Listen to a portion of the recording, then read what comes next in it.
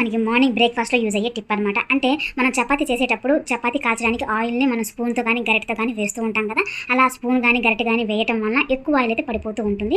దానికి యూజ్ అయ్యే టిప్ అనమాట. అంటే ఒక గిన్నెలో ఆయిల్ అనేది వేసుకొని పెద్ద గ్లాస్ ఉంటుంది కదా, వాటర్ గ్లాస్తో ముంచేసి ఆ గ్లాస్తో మనం ఇలా రుద్దినట్లుగా చేసామనుకోండి, ఎంత కావాలో ఆయిల్ అనేది అంతవరకే యూజ్ అవడానికి వీలుగా ఉంటుందన్నమాట. అంటే ఎక్కువ కాకుండా అటు తక్కువ కాకుండా మిడిల్గా, అంటే ఆయిల్ తక్కువగా తినాలి అని అనుకున్న టైంలో ఇలాంటి ఒక టిప్ అనేది యూజ్ చేసి చపాతీలు కాల్చామనుకోండి, ఎన్ని చపాతీలైనా సరే చాలా అంటే చాలా తక్కువ ఆయిల్తో చక్కగా కాల్చుకోవచ్చు.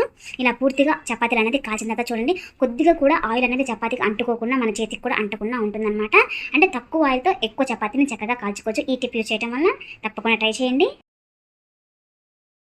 తర్వాత టిప్ వచ్చేసి బుక్స్కి కవర్స్ వేసేటప్పుడు కార్నర్లో చించేస్తాం కదా, చినిగిన పార్ట్ ఉంటుంది కదా, ఆ పార్ట్ అనమాట ఇది. సో దీనిని కూడా మనం చక్కగా ఒక లేబుల్ లాగా రీక్రియేట్ చేసుకోవచ్చు. అంటే మనం కిచెన్లో గ్రాసరీ వేసే డబ్బాలు ఉంటాయి కదా, కొన్ని డబ్బాలు డార్క్ కలర్లో ఉండటం వల్ల లోపల ఏం పెట్టాము, స్టీల్ డబ్బాలైనా సరే లోపల ఏం పెట్టాము అనేది తెలుసుకోవటానికి ఈ చిన్న కవర్ని, ఇది కవర్ కాబట్టి త్వరగా చినిగిపోకుండా ఉంటుందన్నమాట.